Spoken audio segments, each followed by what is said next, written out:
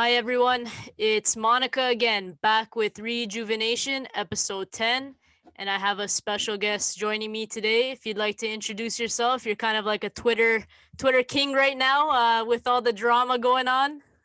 Yeah. Hello. Hi, everyone. I'm Louis DeVito. Juve Stan Lou is the new username. It's been a crazy week, had a lot of stuff. Was duped by an Indian man. It's wild, but we won't get into that. We should not get into that, Yeah. and we should get into first. We should get into your love story with Juve briefly. Oh, yeah. So I have an unconventional one. I fell in love with Juve after the 2006 World Cup, which was also the first year we were in Serie B. And I knew nothing about football, so I had no idea Juventus was like a historic club until I went to Italy like 2 years later and someone explained it to me, one of my cousins. So yeah, I loved like Cannavaro, Buffon, Del Piero, Camoranesi, like that whole generation, and even like the final. We had players on France's team. It was wild. But so that's my brief welcome to Juve kind of mentality. Del Piero is like my idol. So Can't go wrong with him. That's for sure, and kind of on the same boat with that. So we also want to get into Juve Spezia. So a solid 3-0 win. Good to keep the clean sheet. We have our attack kind of rolling after, we've been struggling, I feel, up front. Morata kicking us off the bench, and Chiesa, and of course, Ronaldo. So we can get into some post-match comments briefly. So starting with Pirlo, I just kind of pointed out what he said about the two guys who I feel kicked us off and impacted the game. So he spoke about Morata, saying that he's key for us. He knows how to play as part of this team and attack the space in behind. We'll get into Morata and how influential, having him in our lineup is, and we'll discuss how key he is to Pirlo's tactics specifically as well. And then he also mentioned that Bernardeschi needs to improve defensively, but he's a very good engine for us, and that's a position that he could, plop into and fill in when needed. And we'll also speak about him.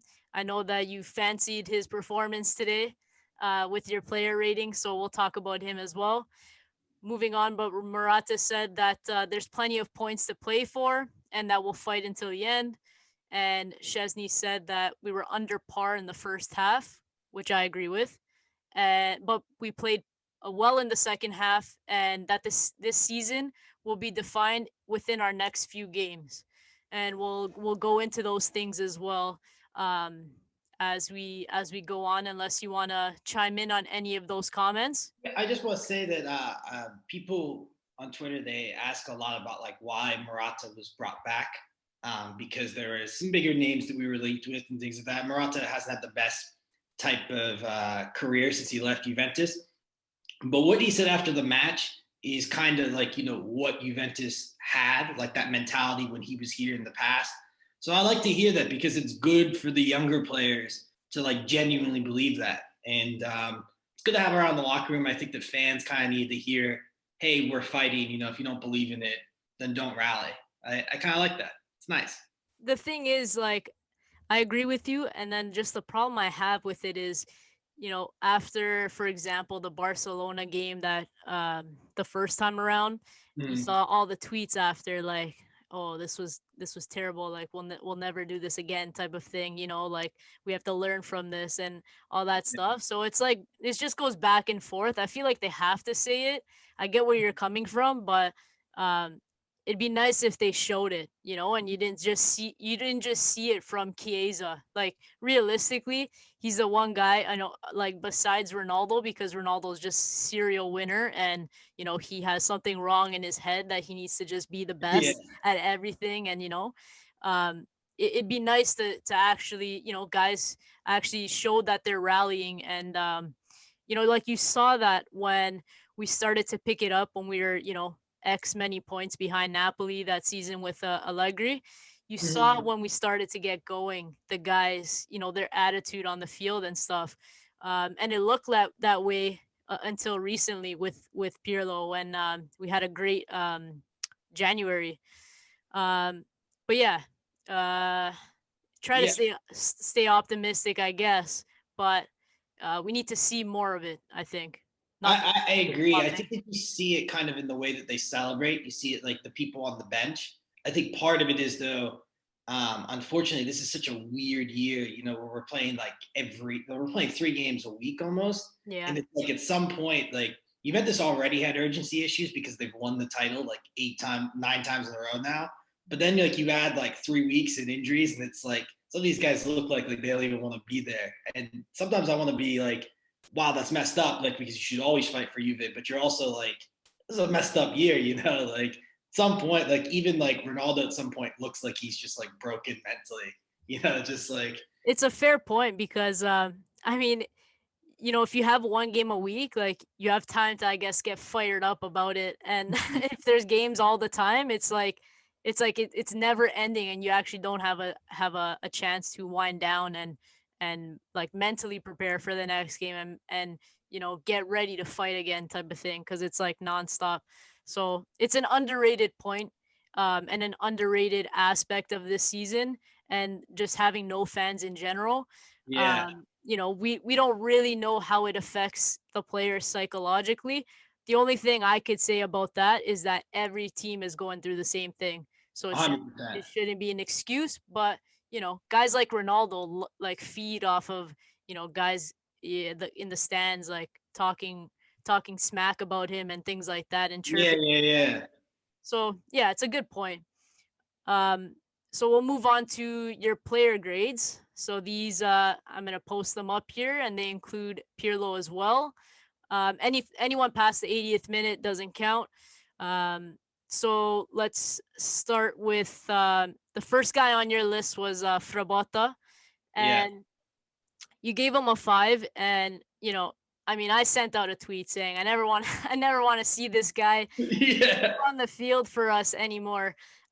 Spezia enjoyed pretty much all of their play through his side. So Mhm. they enjoyed 41% of their attack on the right side, and you saw that they were continuously going at him. Of course, he came in because Delict got hurt in the warm up, so I'm sure it wasn't Plan A, but it kind of reminds me of like Juve fans pushing for the youth to get every minute, like the Fagioli talk and all this stuff. And I understand when you see guys like Bentancur why someone would push for that. But then this is kind of like the other side for me, where you like the first game he played, everyone was kind of like, oh my god, this guy, he's gonna be good Yeah, for us. And it's kind of like, Fagioli had here like 20 minutes or whatever, and played against Spal like in the Copa, right? Mhm. um so I'm just like reserved in that sense. But I'm totally with you on this rating, and I'm not a fan. And I know some people had talk of him, being a starter for us because of Yeah. Alexandro, or completely even like replacing Quadrado and putting Danilo on the right and Frabotta on the left. And that's just bizarre to me. You can Yeah. have your take on Frabotta. No, I mean, it just you basically summed it up. He's like a Serie B player. Like he's not a Juventus caliber player. It's really weird that his best game of the year came against AC Milan of all teams. Like just weird that he was really good in that game. But yeah, he just the best thing he did tonight was murder that guy on that tackle. I mean, he Oh went man. knee first into that guy's head, and that's like literally like his moment from the match. And But that's how he looks like as a player. Like the ball comes in like at a high like at a height to him, and he just like whacks at it, and like yeah, it looks like that's just like his play all the time. And like he's pirouetting to like pass a guy, but like uncontrolled. Like I don't yeah. know. He's just not it. And I hope that all the Juventini, are on the same page now, and that hype kind of died down. You gave the back line pretty solid, sevens, and we'll discuss, what the positives and negatives were in the game as well shortly. And I'll have something to say about them. The midfield was kind of mediocre as it always is. Um, Bentancur, Rabiot, a little harsh on Rabiot, 5.5, but not totally undeserved. Um, the first half in general, I don't think anyone really played well. Mhm. As Chesney stated, we didn't look too good. But Chiesa, you gave a 7, and I just want to point out something that I found interesting. Um, as a In comparison to last match against Verona, I put up a visual of the furthest player in the match for us in that game, and it was kind of like Ronaldo, and Ramsey right behind him, but like they only came up to just our halfway line. And this visual I'm gonna put up shows Chiesa the furthest man up, and closer to the opposition's box.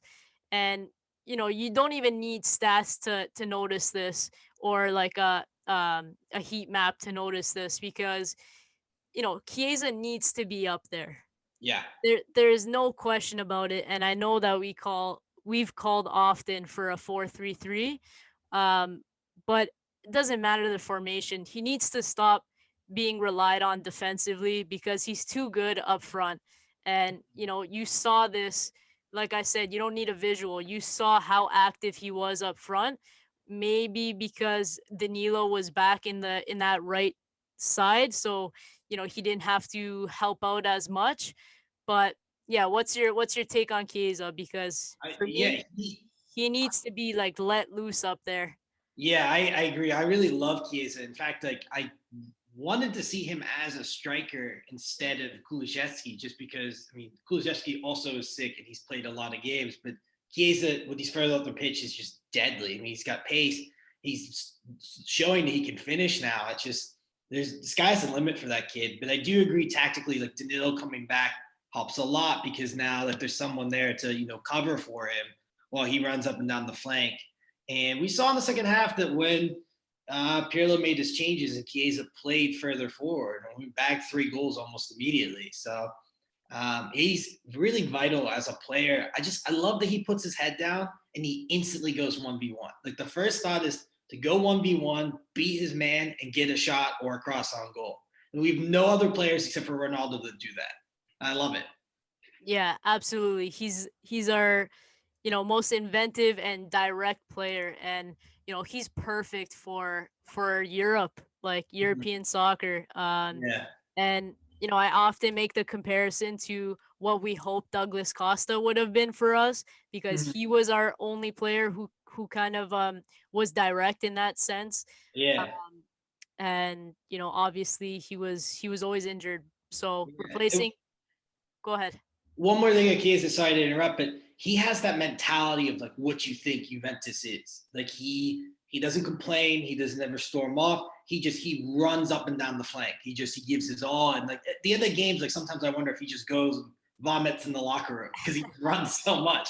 Like he's like that spit blood mentality, Like he That's really is. that's honestly accurate, because at one point he just looked exhausted, but Mm-hmm. like but then like there was one, I don't know who did a crossfield ball to him, and this was right after he was like on his knees like gasping for air, and someone did a crossfield ball, and he just like he got there somehow. Yeah. Yeah, and then his goal really for me is the epitome of him as a Yeah. player.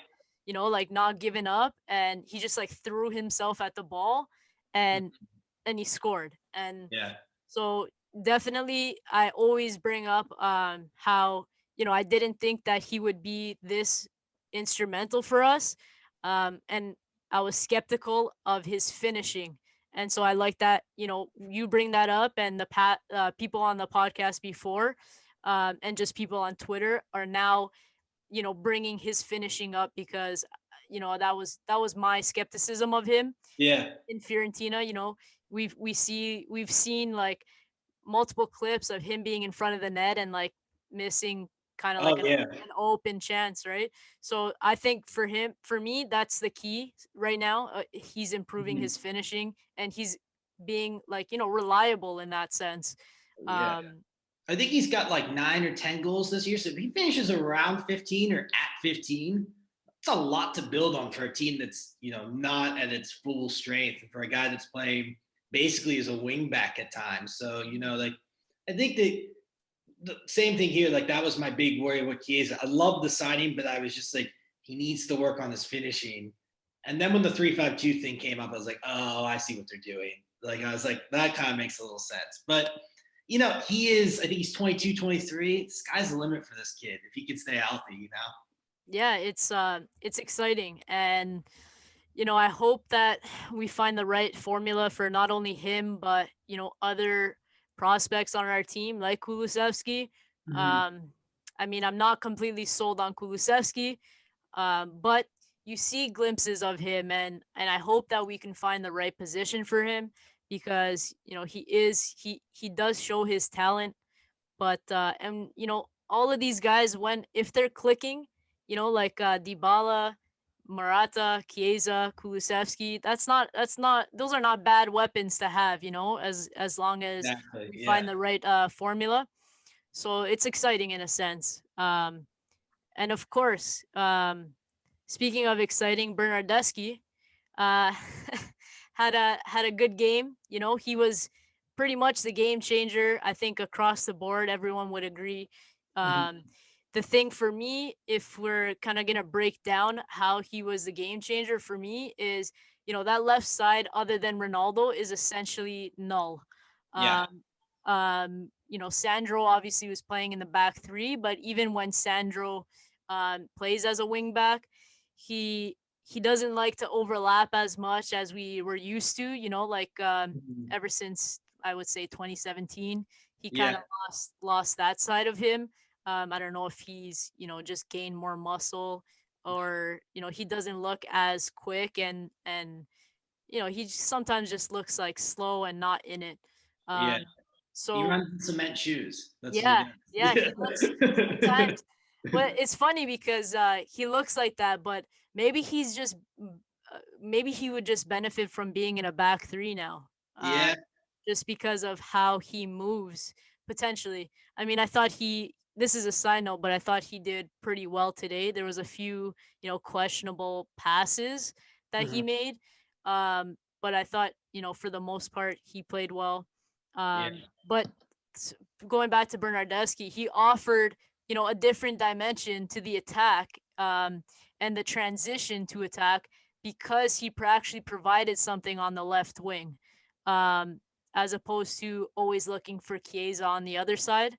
Um, so yeah, he did well, and you gave him a 7.5. Was he your man of the match? He was, just because I felt that when he came in, the game just completely shifted.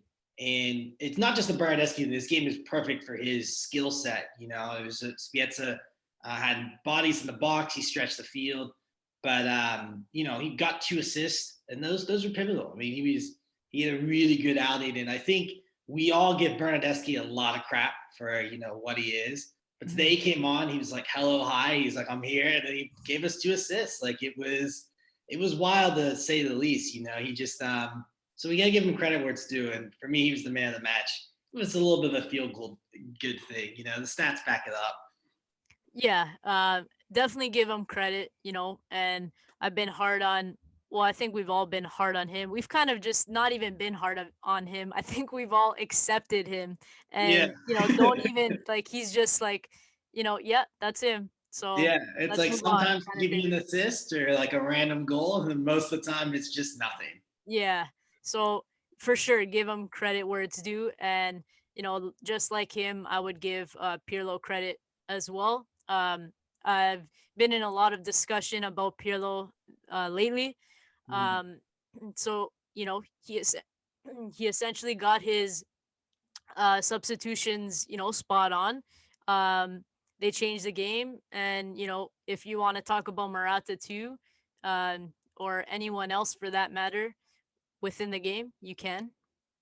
Yeah. I'll comment on Pirlo first. I think that today was a good example of showing where Pirlo was learning a bit, because I thought that the mistake in the Verona game with the lineup was starting Bernardeschi because they don't have anyone to go to on the bench. So when you go up 1-0, like if you concede, like we ultimately did, you don't have that sub to bring in and say, okay, we're going to stretch the field and play a little different. The only sub they had was DiPardo. So in this game, he goes, hey, I'm going to play for Volta, which, obviously for Volta is not a good player, but that's what we can, do with at the moment. And he goes, but I'm going to keep Bernardeschi and Morata, who had a couple minutes of them, off the bench. And if I need to change them, I can stretch the field a little bit. I can bring like players on and change the style a bit. So I felt that he coached the game well. He made his subs at the right time. One of my knocks on Pirlo is sometimes he'll wait till the 80th minute to make a sub, and you're just like, has he forgotten that we have players? But on occasion, he's shown that, hey, I can learn from this. All right, I'll do it this way this time. And I thought he was good tonight. As far as Morata goes, it's just Juventus played better when Morata's the 9. And I look at like not just the first goal, but the second goal. Morata's a very unselfish player. Like he doesn't need to score to really affect the play. But on the second goal, Morata drops deep like a holding player, almost like Dybala would a little bit. And Chiesa just shoots right between him and Ronaldo. And because Morata doesn't need to be in the box all the time, it opened up that space for Chiesa to get there. Individually, his effort was great, but it starts with that little movement. And I think, a lot of people are hard on Morata because they think he's only scored 5 or 6 Serie A goals, but he has like 11 or 12 assists, and that's ridiculous for a number 9. I think that, and it's evident, even in Porto, when he came on for 15 minutes and he was sick, the game opens up so much more when we have a number 9. And I think Ronaldo gets a lot better when we have a number 9. So, So since you kind of touched on all of those things, might as well get into it. Twitter asking, about Morata and how, effective he is and we are when he's on the field. So the game changed when he came on, and um, is he what makes Pirlo's tactics click? I'm not sure he is alone, but 100%, we know for a fact that Pirlo was interested in Zeko in the summer. Um, and while Morata is not exactly a target man profile like Zeko, he can be that guy with a mixture of other things. And to me, he, reminds me of Benzema a little bit. Um, being able to run on and off the ball, um, creating mhm, and, doing things like you said that isn't necessarily on the game sheet or the score sheet, or the stats. That stuff doesn't show up in stats, but he likes to take guys on even on the wing and run the ball on the wing. He's mhm, perfect for the counter attack. He, when he does take up those spaces on the wing with the ball, it allows Ronaldo to obviously head towards the box or in and around the box. And when a cross is coming in, that's like two guys who are good in the air, who the defense need to worry about. And obviously, you don't get that as much with Dybala, for example, playing up top with Ronaldo. mhm, Um, so that's kind of my take on it. And of course, Kulusevski is not a striker, nowhere near a striker. I personally don't even think he's a winger, but some may argue that he is. Um, I believe, I actually kind of liked against Verona what Pirlo putting both him and Ramsey behind Ronaldo, mhm. because just Ronaldo and Kulusevski, there's no point of even trying to formulate anything because it just hasn't worked and it won't work. Um, Kulusevski can't play with his back to goal, Yeah, so he's never gonna turn someone in that sense. He's good with his body feints, but he needs to, in my opinion, be running at the play with the ball at his feet, looking 100%. towards the goal, right? Um, so for sure, that's kind of my take on Morata Kulusevski up top situation. Um, what do you think about Kulu? Like, where do you think that he fits best? Yeah, Kulusevski's best game for me was against Lazio, which he only played, I think, an hour. But that game he played behind Ronaldo and Morata, and he ran downhill the whole time. We'd break on the counter right through him, and he would just run right at the defense. And he was super creative. He didn't score. I don't even think he got an assist, but just like his overall play was very good that night. So I think that's maybe his best role, and probably coming off the bench, coming into that Bernardeschi role, or even replacing Chiesa or Ramsey, and just to run at the defense, kind of like he did the first time he played Hellas Verona, is probably where he's best suited for at the moment. Um, we also need to remember he's only 21, 22. I mean, he's a very young player. It's quite the leap for him. So I don't want to be too harsh on him because we've seen flashes of it, but it needs to be better and it needs to improve. If not by the end of this year, at least over the summer. As far as the tactical setup, I do think Morata is important, but what's most important is Ronaldo plays his best with a number 9. He plays well with Dybala, but there's a reason why Allegri opted for Mandzukic a couple years ago in this last year, and then Sarri would use Higuain in bigger games next to Ronaldo sometimes. You just notice that he likes to kind of start from the left and then drift right off those number 9s. And they open up a ton for him because they suck players in. He gets 1v1, he gets pace. So I think that ultimately that's why it changes with Morata, because Morata also is very good off the ball. He makes a lot of great runs. His hold-up play is really good, and he's a rare type of striker that really doesn't – goals really don't quantify how much he can be important to a team. And just as like Morata's important, I think that Weston McKennie, Aaron Ramsey role is really vital. And when that position is on, I mean, I think our attack is almost unstoppable. It just depends if both of them are fit or not. Yeah, I agree. I don't know the exact quote from Allegri, but I believe Allegri said something about Morata being, the worst type of striker to defend against because of how many things he can do. And, Mm-hmm. he does them pretty well. Like, being mobile enough to, run with the ball. I mean, we've seen all these sides of him. Yeah. That counter, against Bayern was just flames from him. Yeah. um and then we don't see, like, he's not gonna crack a shot at the top of the box. That's just not him. Mm-hmm. But we see his other side of being like a poacher in the box as well. Like, he is a hybrid type of number 9, that, like you said, Ronaldo benefits from, because Benzema is very similar in that sense, in my opinion. Yeah, I agree. And he's also like a big game scorer. Like Morata's that Oh, guy of that scored. course. Yeah. Like, when we went to Berlin, he scored all the time. And even the next year, he wasn't as good, but still in the big matches. And So, on the way to the final too, like, yeah. against Dortmund, and the tie against Bayern, he was good.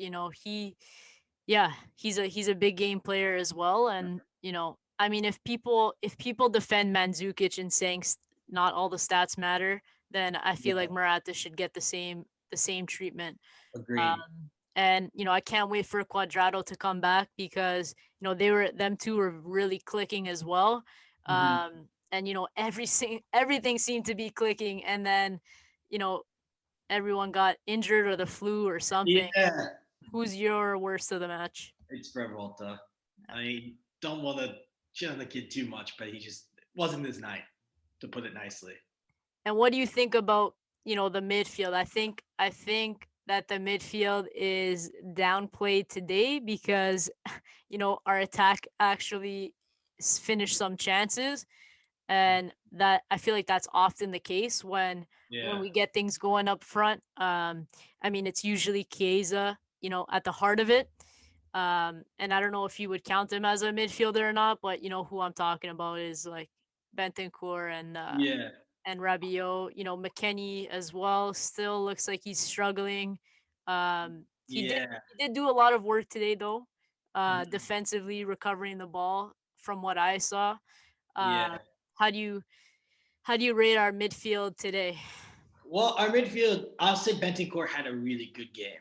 Really, the other two were pretty average, but Bentancur really, this is like a good Bentancur performance where he does all the little things right. He doesn't try and play too hard. I mean, he had a great assist on the third goal. He wins the ball back and he plays a great ball to Ronaldo. That's Yeah, Bentancur at his best. he does look better when, he's not, essentially a regista, right? Yeah. Yeah, Like, it's not his position. yeah, he's able to run, with the ball and kind of gallop forward and, take guys on. I think he's still scared to, have a crack, and I feel like a Yeah. lot of, our midfield is, bar Ramsey maybe. Yeah. We haven't had that guy in so long. But Mhm. yeah, maybe we just need to stop this role of his, um because the less he's on the ball, I feel like the less we cough up. And Yeah. there was a brief moment where he was surrounded by three players on the left side, and Mhm. he just got the ball out, but it almost, went to, I don't know if it was Enzola or I Dan. think it was Zola. I think you're Yeah, right. Yeah.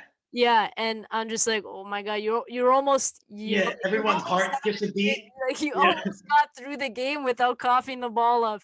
Um, so yeah, he obviously can't be put in those positions, and you would think that if Arthur was surrounded by three guys, it would somehow come out, Yeah. and the play would continue in our favor. So yeah, like I would agree with you to a certain extent. Obviously, it's still not, you know, Mhm. what do we really get from him? I'm still unsure. I've been Yeah. unsure since he's joined our team what he is really good at. I think he's okay at winning the ball back and pushing forward. And I think that we can agree that he did a little bit of that today, which Mhm. benefited him, his performance and our performance. And he was kind of off the ball Yeah. a little bit. And I think, I don't know if about you, but I think that Danilo really helps with that. Um, 100%. you can Yeah. you can see the difference. Like, he really helps our midfield, and the graphic I was talking about to show how far up Chiesa was also shows how far up Danilo was, and he was actually a part of our midfield, according to this graphic. And Yeah. Yeah. Yeah. again, like, you see that how much he helps the midfield. And there was that opportunity where he, like, got really high up, and he should have even had a go, but he was looking for Ronaldo Yeah. Yeah. Yeah. after he beat that guy. That's why I gave him a 6.5 because I'm mad about that chance. He was Yeah, literally right in front of the goal and he just I plays it know. across.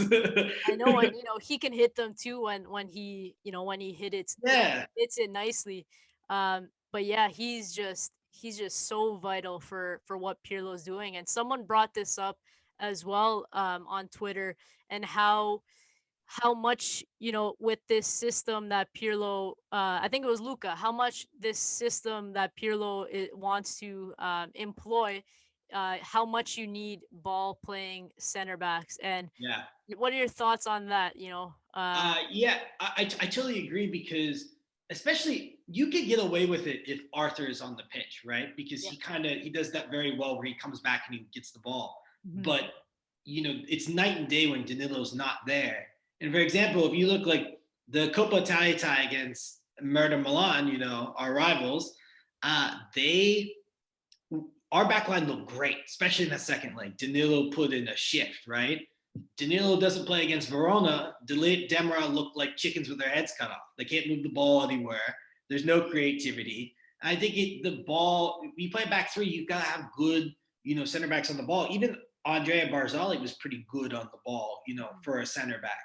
Mhm. So I agree. He's immensely important. And I think, as far as Bentancur goes, I think that he suffers a little bit from playing so many minutes at the end of last year. Like there is a quote from Sarri before Lyon where he was like, "Hey, like Bonucci and Bentancur like are on their last leg. Like we gotta win this game and then take 5 days off." And then with like 4 weeks off till the start of the season, Bentancur plays like every week almost. It feels like so. I don't want to, make that as an excuse, but there is a little bit of like, some of these players like play every week. Like Bentancur could just need like a game to rest, and Mhm. might help him out mentally. But yeah, I think the ball dominant midfielders like we miss Bonucci a little bit in that regard. I think you gotta have good ball moving center backs. It's important. Agreed there. Um, so some positives and negatives about the game. This is kind of what I came up with. Obviously, positive is for me a clean sheet.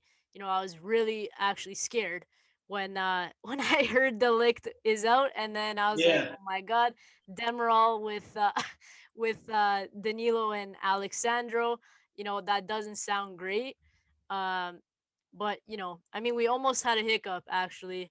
At yeah, the end, Demerol. I mean, I don't know if it was a penalty or not. At that point, I was like, you know what? Anything's a penalty against us. It seems yeah, they go to VAR whenever it's against us. yeah. Um, but I mean, Demerol could be reckless at times, Mhm. and needs a little bit more composure.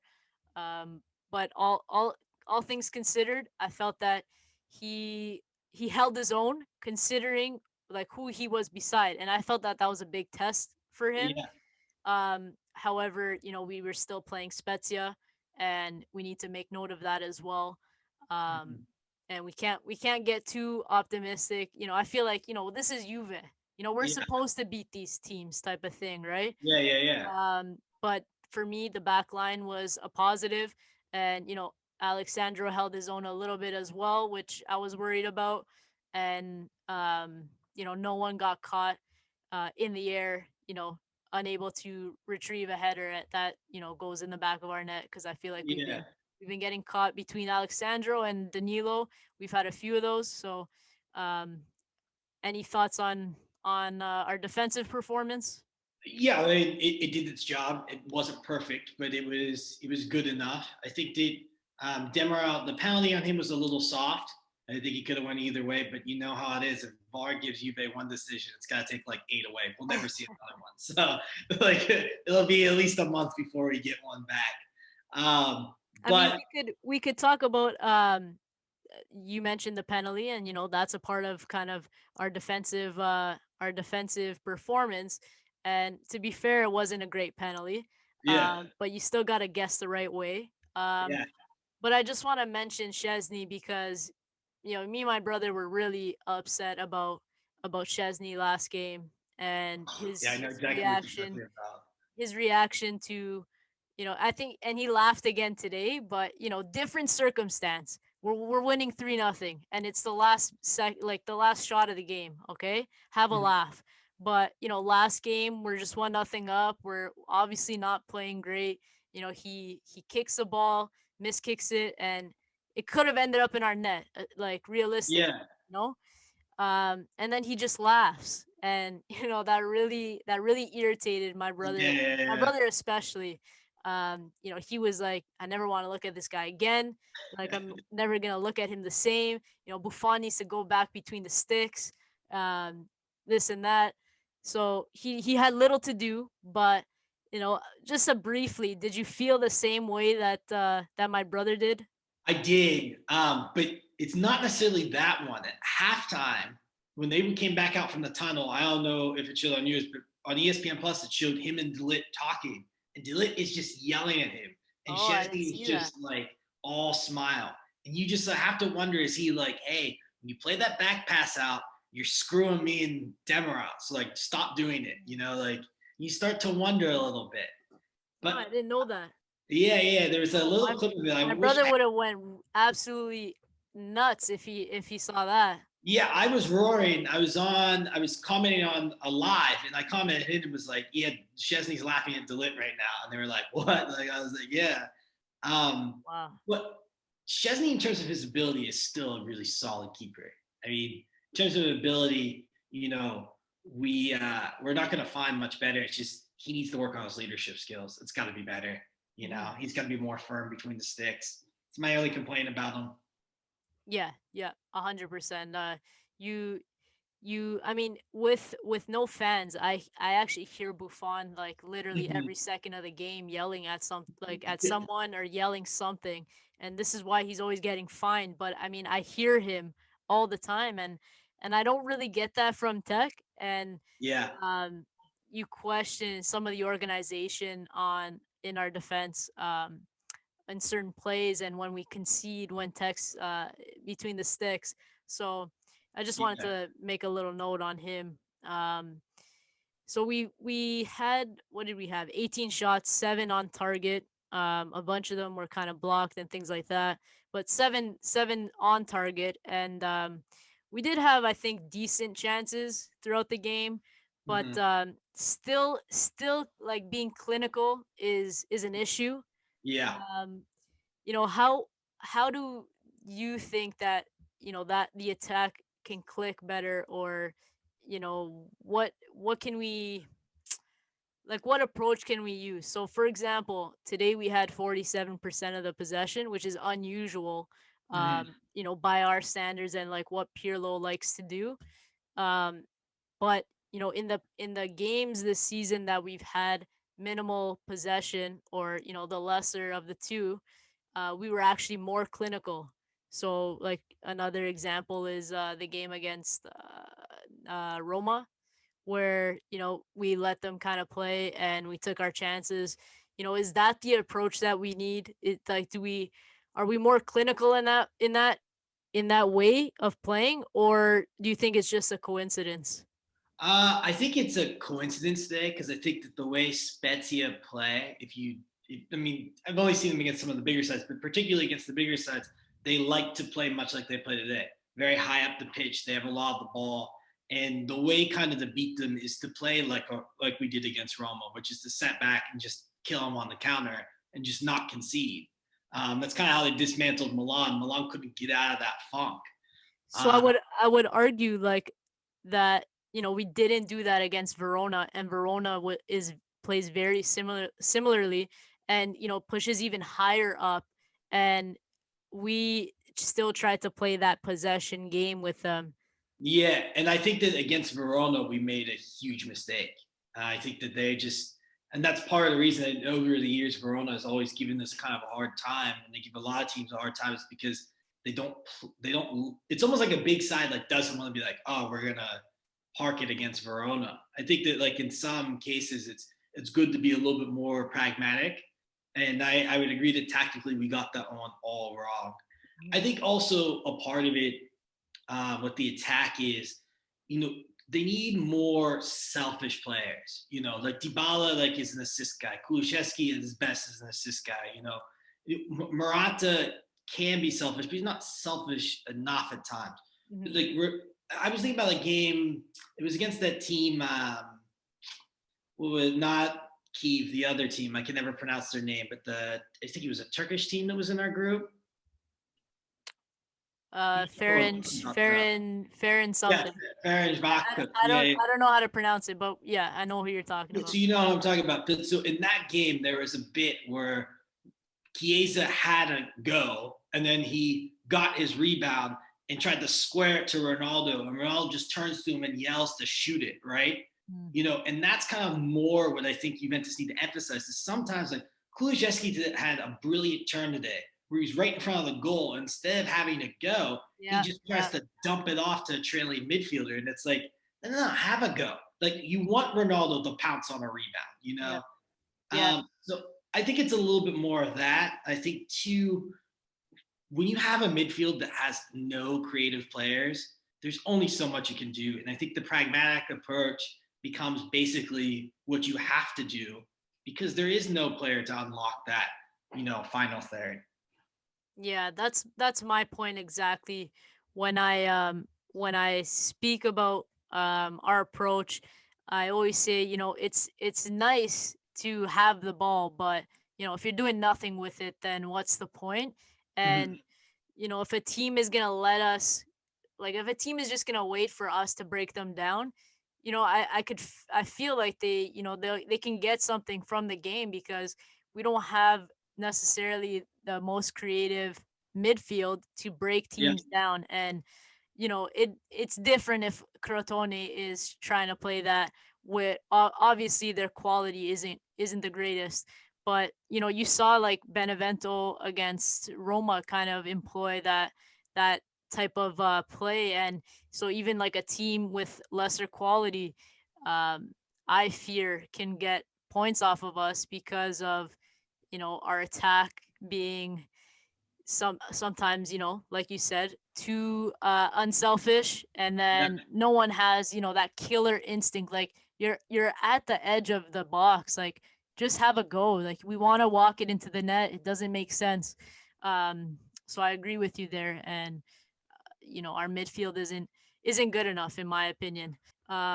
Someone mentioned that they're not betting on the Scudetto anymore, and we haven't done enough to catch up to Milan and Inter.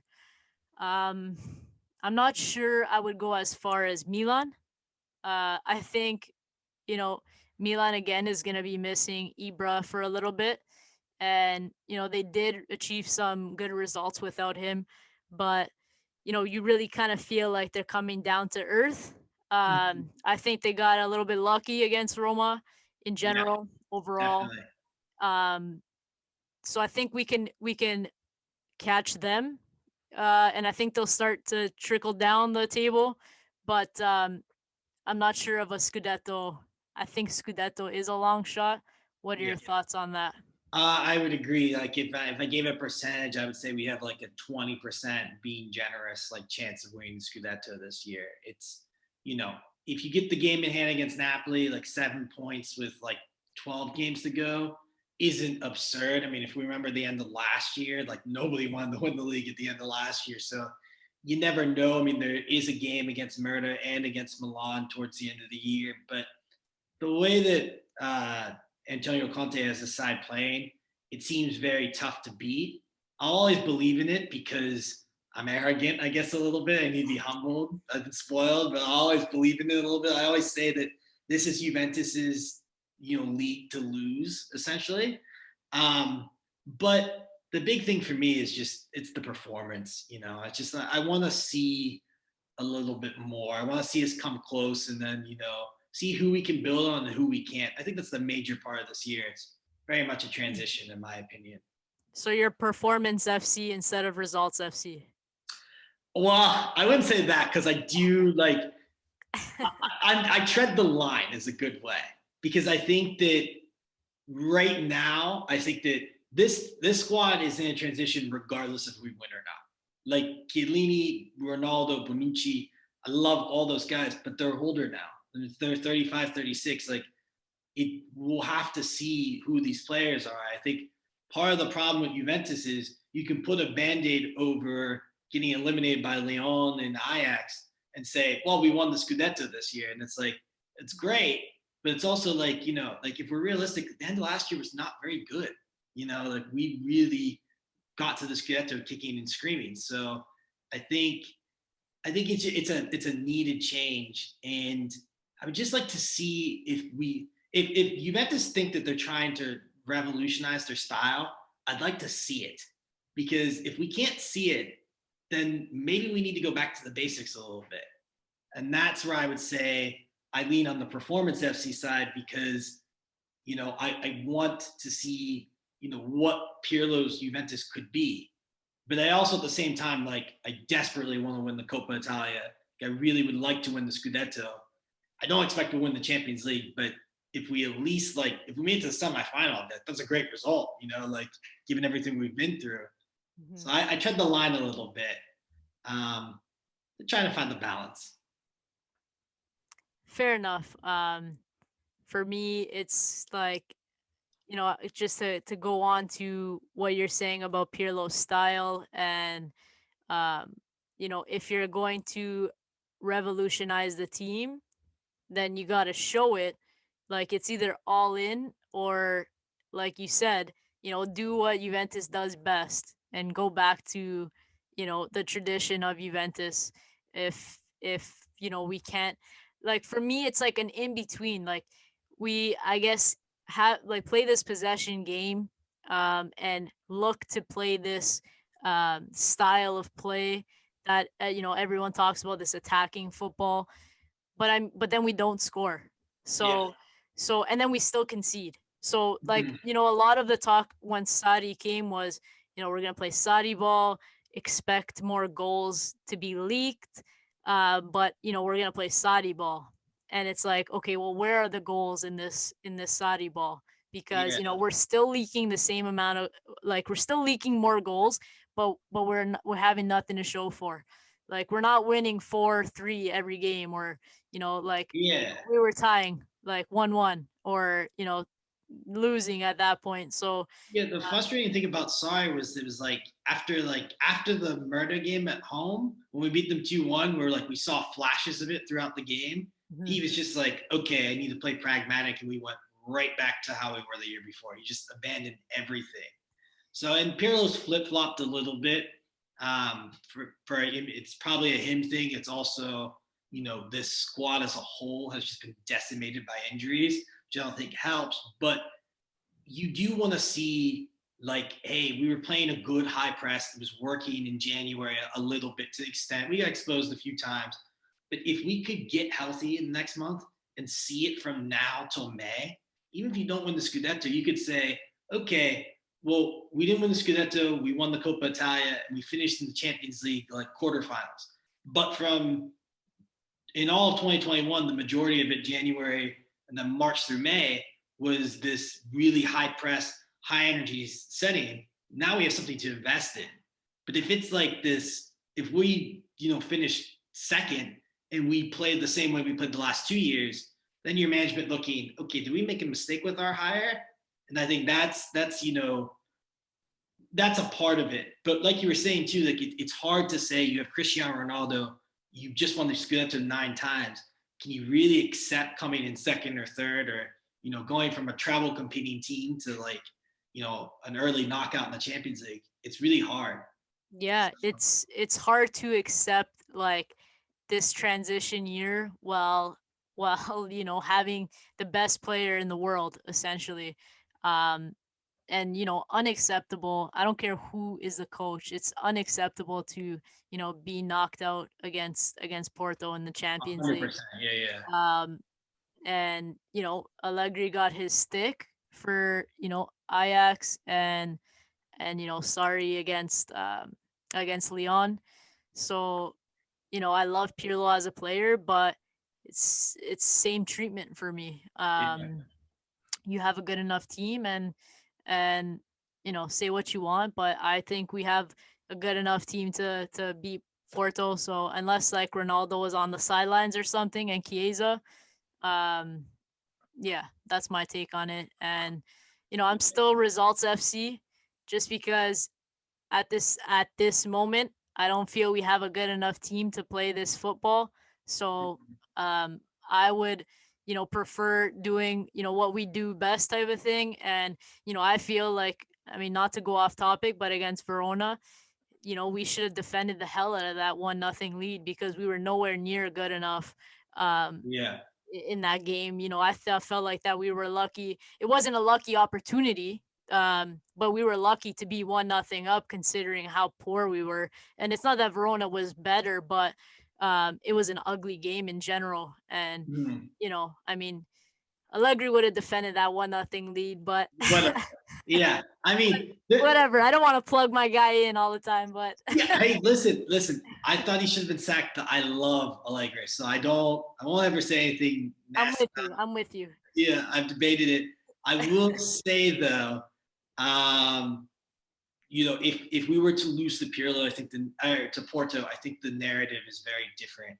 I still think that's a result that we can overturn. Oh yeah, 100% we Yeah, can. if we were Yeah. knocked out by Man City, I'd be like, okay, that makes sense. Of course, and Yeah, that's the thing, right?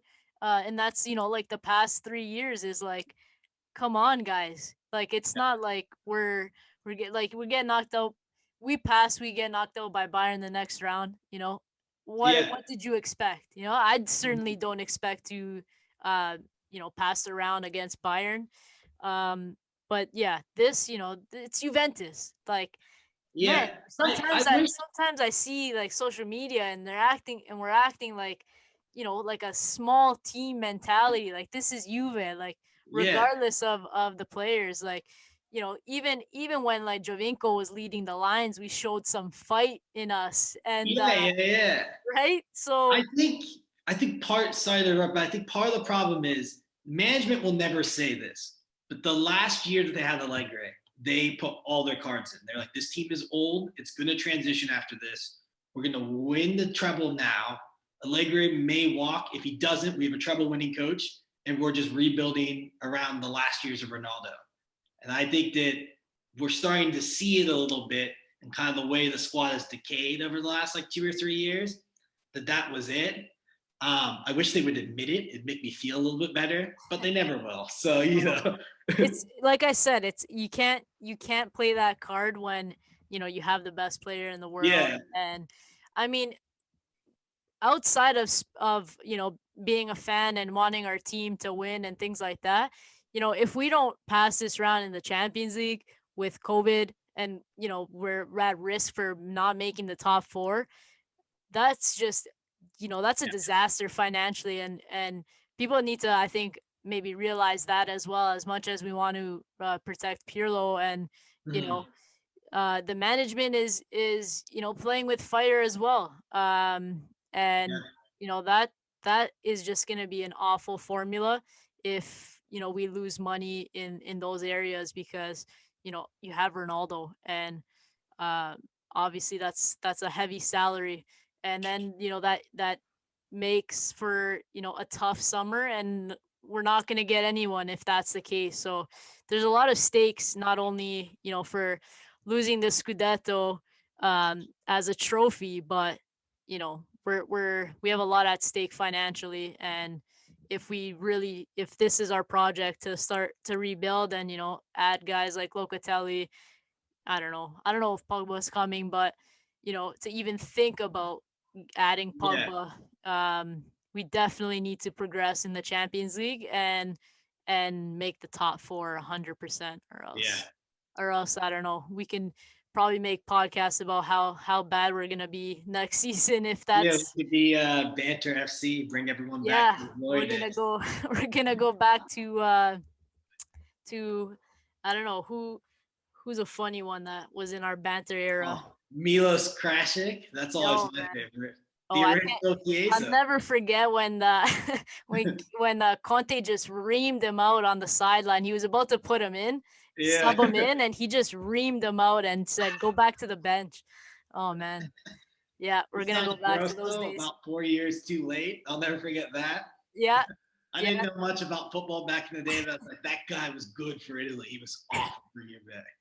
Yeah, he was awful, and Cannavaro's second stint was awful too. Yeah. Oh boy. The good old days, isn't it? Yeah.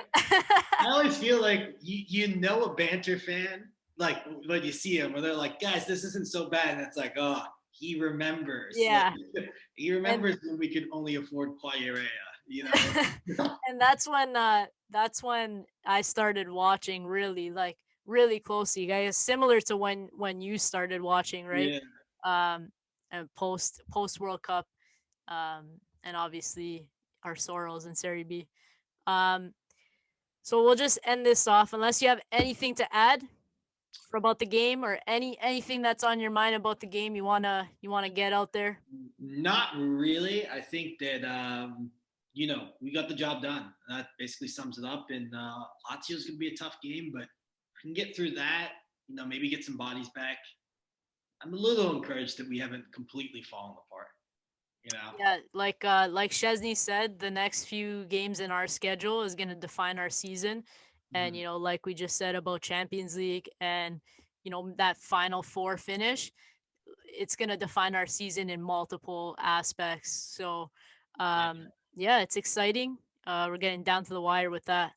I want to thank you for coming on the podcast. I hope you actually can come back on for another post match. Hopefully, post match Champions League final. Yeah. I mean, thank you so much for having me. I had a really good time. It was great. And likewise, I've enjoyed interacting with you and doing this. This was awesome. So I'm glad you decided to do it. And yeah, hopefully we get like a good Champions League, post match, maybe like a semifinal that takes us to the final. Because we know how finals are for you, but it's. All right, then that's it. Yeah. We've settled it. Champions League semifinal. We're doing it. Mark your calendar already. Okay. Okay. Thanks everyone for watching and listening on. Subscribe to reJUVEnation on YouTube, and you can follow me on Twitter if you'd like. I'd say I have okay takes here and there. Yeah, they're pretty good. They're all right. My at is Monica Loriola, and you can drop your at too, Lewis. It's at Louis DeVito. All right. Thanks everyone again, and Forza Juve.